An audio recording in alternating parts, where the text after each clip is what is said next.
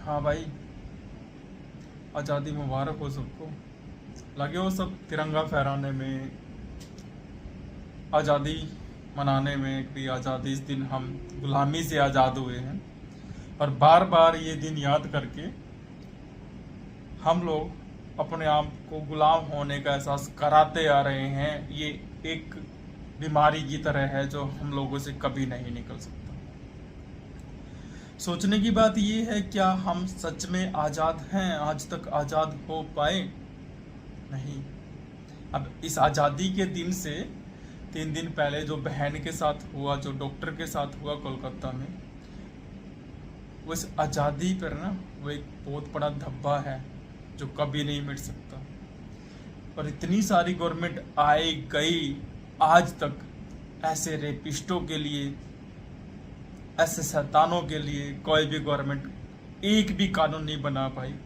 तो इतना भयंकर, इतना निर्दयी उसके साथ कृत्य किया गया है, और उसके बावजूद भी गवर्नमेंट अब तक चुप है।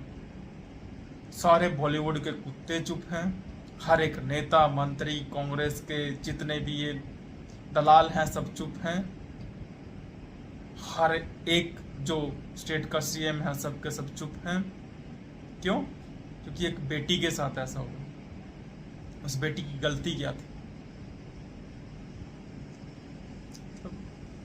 लड़की होना इतना बड़ा अपराध हो गया है इस देश में, और हम लोग आज़ादी मना रहे हैं, खुशियां मना रहे हैं। पहली बात, इसमें जो ये आज़ादी मना रहे हैं ना, इस आज़ादी का भी दोष है। क्योंकि आज तक हम उनके ही गुलाम हैं, उनके गुलाम हैं हम आज तक भी, उनके ही बनाए गए कानूनों पे चल रहे हैं। और मेरे देश की गवर्नमेंट जो पहले थी, अब है, उसमें इतनी पावर आज तक नहीं हुई कि ऐसे लोगों को सरेआम चौराहे पे खड़ा करके बीच से काट दिया जाए, पीस पीस में काट दिया जाए उसको, ताकि ऐसा करने से पहले, दोबारा कोई ऐसा करने से पहले, ऐसा सोचने से पहले भी, सोचने से पहले ही मर जाए बंदा। किसी भी गवर्नमेंट ने ऐसा नहीं किया आज तक, और ये वाली गवर्नमेंट भी नहीं कर रही है, जिसको हम लोग बहुत उम्मीद करते हैं, ये भी नहीं कर पा रही। और वहां पे अभी भी वहां के जो डॉक्टर धरना प्रदर्शन कर रहे हैं, बहन के लिए लड़ रहे हैं, उसके हक की लड़ाई लड़ रहे हैं, उसको इंसाफ दिलाने के लिए लड़ रहे हैं, उनके साथ भी बदतमीजी की जा रही है। मतलब इतना कुछ हो गया है, अभी भी उनके लिए एक इंक्वायरी बैठेगी, केस चलेगा, कोर्ट उनको सजा देगी। मतलब इतने गंदे कानून होने के बावजूद आप सोच रहे हैं कि ये देश आज़ाद है? नहीं, ये देश बिल्कुल भी आज़ाद नहीं है। और ये आज़ादी का नाटक करना बंद करो। अपने आप को गुलामी से आज़ाद समझते हो, नहीं हो तुम लोग आज़ाद, और ना कभी हो सकते। और बार बार खुद को ये एहसास दिलाओ कि तुम लोग गुलाम थे, आज के दिन तुम आज़ाद हो गए। नहीं हुए आज़ाद आज तक भी। इस देश में बेटी होना पाप हो गया है। सबके सब चुप है।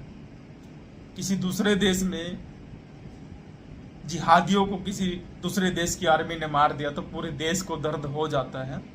ऐसे ही बंगाल में जो हिंदू बेटियों के साथ वहां हो रहा है, उनकी आबरू लूटी जा रही है, सबके सब चुप, कोई नहीं बोल रहा, पूरा बॉलीवुड चुप। तो अपने आप को आज़ाद मत समझो, तुम लोग आज़ाद नहीं हो, तुम लोग गुलाम हो और गुलाम ही रहोगे। कभी भी तुम इस गुलामी से नहीं निकल सकते। और घृणा आती है इस देश की गवर्नमेंट से, जो ऐसे लोगों के लिए कोर्ट में केस चलाएगी, जो आज तक ऐसे लोगों को सरेआम नहीं मार सकती, सरेआम नहीं काट सकती, पब्लिक के हवाले नहीं कर सकती। तो तुम लोग गुलाम हो, बहुत तगड़े वाले गुलाम हो। मैं आज के दिन को नहीं मानता, क्योंकि तुम गुलाम हो जिस दिन सही में आज़ाद हो जाओगे। क्योंकि उनके बनाए हुए कानून, काले कानून जो थे, उन्हीं पे आज तक देश चलता आ रहा है। एक बेटी अपनी जान से गई है, उसको इतनी गंदे तरीके से मार दिया, रेप करके मार दिया, सबके सब चुप।